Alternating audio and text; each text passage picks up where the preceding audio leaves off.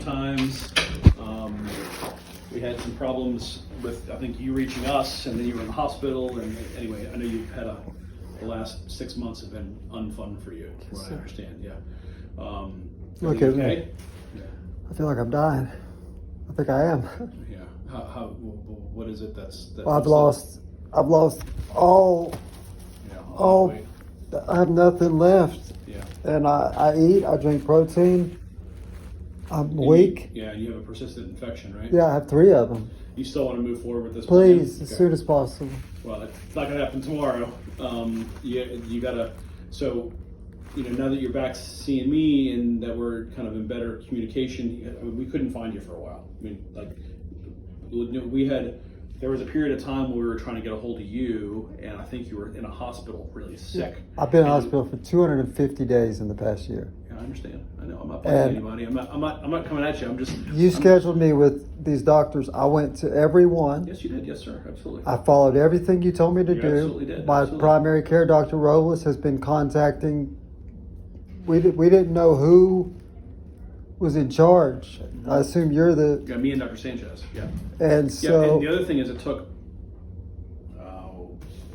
almost 3 months to hear back from the hospital ethics team.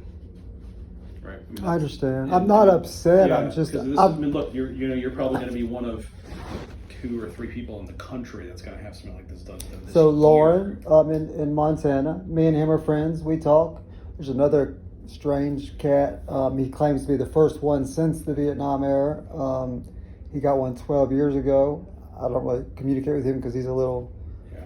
But I've contacted everybody. Sure. I've learned everything I need to know. No, I hear you. I know you're well educated. We talked about this last time when you were here in August. So now we just got to pick a date. I think the surgery is going to be on Friday. You're talking about all day. You're talking about maybe a staged surgery where we do it in 2 different parts.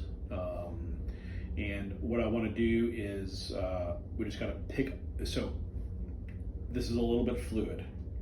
We're going to pick a day for you today, but that very much depends on the other 4 surgeons' availability for that day. And as I met them, they're all wonderful, and 2 of them said that they were willing to clear their schedule for whatever day was chosen.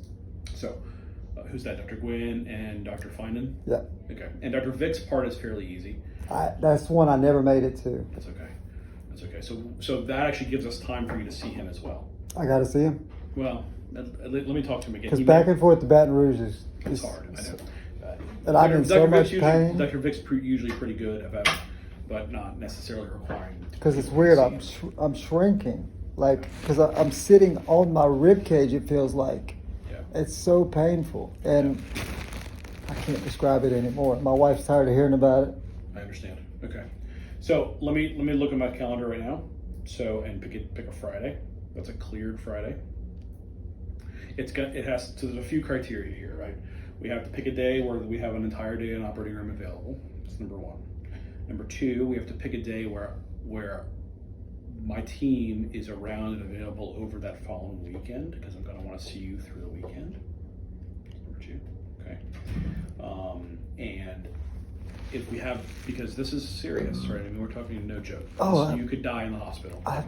We're going to be. Either way, I'm about to. And I know you told me last time you're not living. I hear you. You've been sick as hell. You've lost a ton of weight. I'm with you. Okay, but we just have to do this.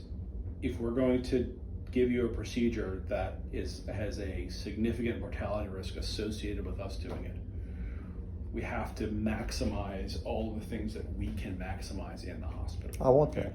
And one of those things is going to be everyone available, right? This is not a surgery that I can do and go out of town the next day, right? Not a chance. So we'll have to make sure that the schedules line up for those things to happen. So let me look at my calendar. I'm going to start the paperwork, and we'll go from there. Sounds great.